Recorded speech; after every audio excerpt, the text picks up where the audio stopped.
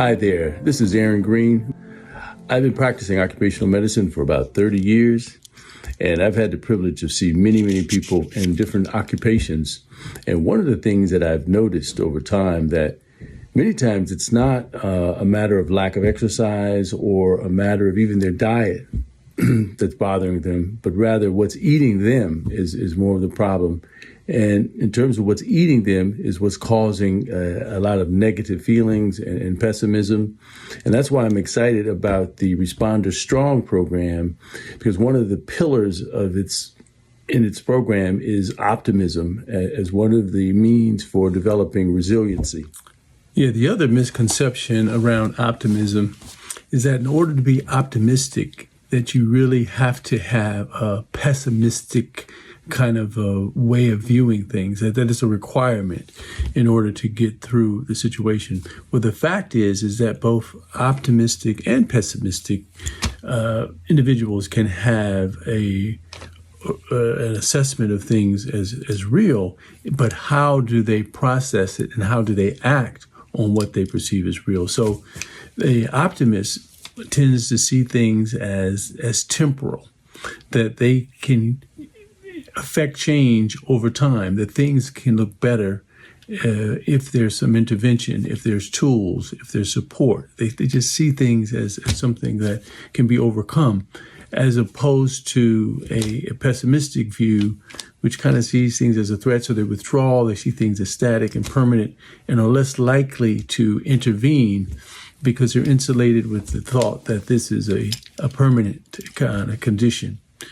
And the other, I'd say, misconception about optimism is that optimism is just really leads to weakness, because you're depending on something that's overly sugar-coated, optimistic, Pollyannic, and where in actuality the fact is that people that are optimistic actually have a wide spectrum of flexibility in their mental and emotional capacity, to handle circumstances. So, what are some of the benefits of optimism? So, optimism is something that enhances our ability to identify problems, and if we can identify problems, then we can go about the business of solving them and resolving them. So, it allows us to be a little more objective about what are the problems.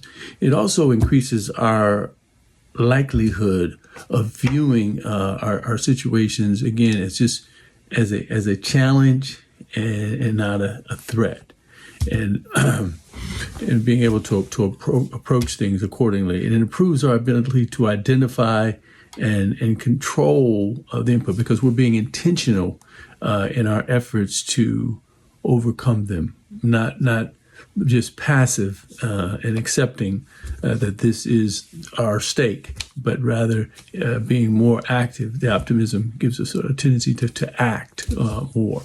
It also increases our tendency to look for solutions. Again, to be proactive, in the process. And it also gives us just more positive emotions and about things and how we view situations.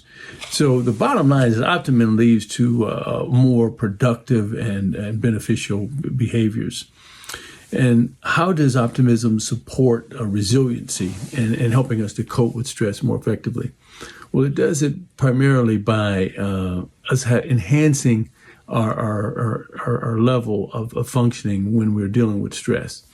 And it does this by impacting how we view the future. We're not just viewing the present situation. We're able to embrace an idea that the future will be brighter than today.